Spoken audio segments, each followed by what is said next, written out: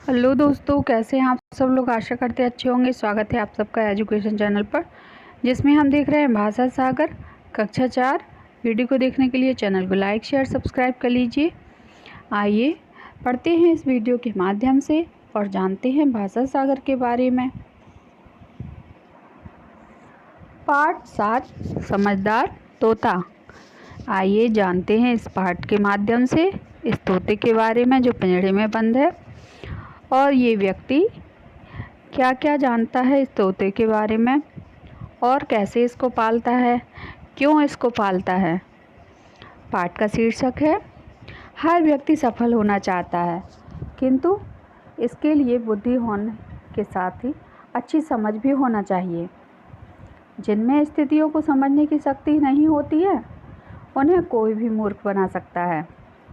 इस पर आधारित इस कहानी को पढ़िए। तो देखिए, ये कहानी समझदार और नासमझ के बारे में है। पढ़ते हैं पहले कहानी को, फिर समझते हैं कि तोता कितना समझदार था। बहुत पुराने समय की बात है। किसी बड़े शहर में एक व्यापारी रहता था। वह बहुत समृद्ध था। वह अपना सामान बेचने के लिए देश विदेश की यात्रा करता था। एक दिन लंबी यात्रा पर निकलने से पहले उसने अपने पसंदीदा तोते मिट्ठू से पूछा, यात्रा से लौटते समय मैं तुम्हारे लिए क्या लाऊं? मिट्ठू ने कहा, मालिक, जाते समय आप जिस सघन जंगल से गुजरेंगे उसी जंगल में मेरा जन्म हुआ था।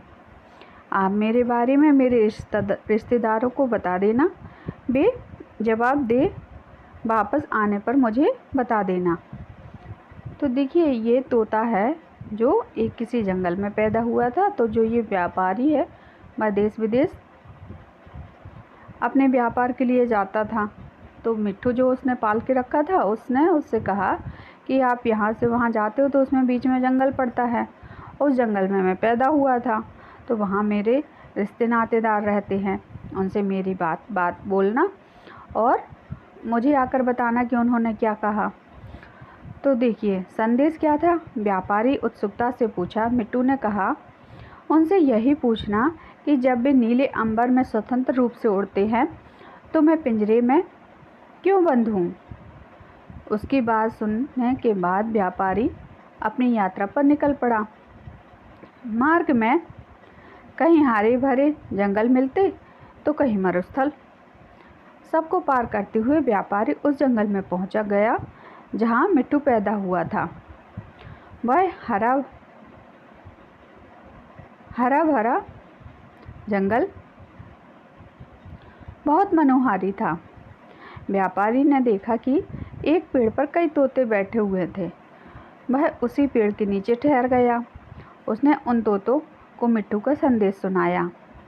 सभी तोते संदेश को ध्यानपूर्वक सुन रहे थे। तभी एक तोता उस व्यापारी के पैरों पर गिर पड़ा। ऐसा लगा कि मर गया।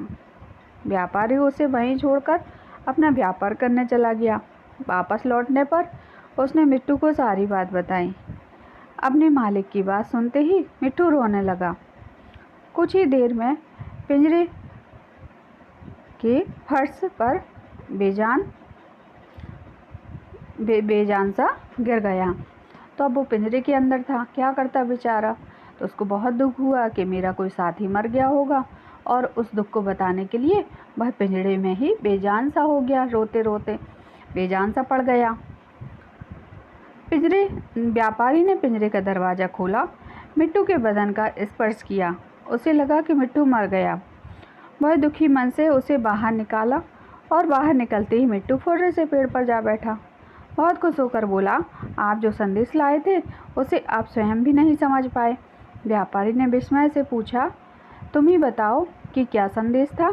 मिट्ठू मुस्कुराते हुए बोला, संदेश यह था कि मरने का बहाना बनाओ और फिर स्वच्छंद रूप से उड़ने के लिए स्वतंत्र हो जाओ। इतना कहकर वह जंगल की ओर उड़ गया और वहाँ चला गया जहाँ वह पैदा हुआ था। उसने सभी तोतों को यह बात बताई। व्यापारी की सोच पर सभी हंसने लगे। तो देखिए व्यापारी सीधे साधा था, वह अपने व्यापार में दिमाग लगाता था। उसने सोचा ही नहीं था कि मिट्टू ऐसा भी कुछ कर सकता है। मिट्टू ने मरने का बहाना बनाया और तोता ने जैसे व्यापारी ने जैसे उसको प्यार किया, मिट्टू ने चालाकी से वह उड़ के फर्र से उड़ के आज़ाद हो गया, क्योंकि उसके तोतों ने जो जंगल के जो तोते थे उन्होंने क्या संदेश दिया था कि तुम मरने का बहाना बनाओ फिर तुम आज़ाद हो सकते हो। तो ऐसे तोता आज़ाद हो गया और सभी पक्षी आज़ाद होना चाहते हैं। क्या आप पक्षियों को, पशुओं को बांध के रखना चाहोगे?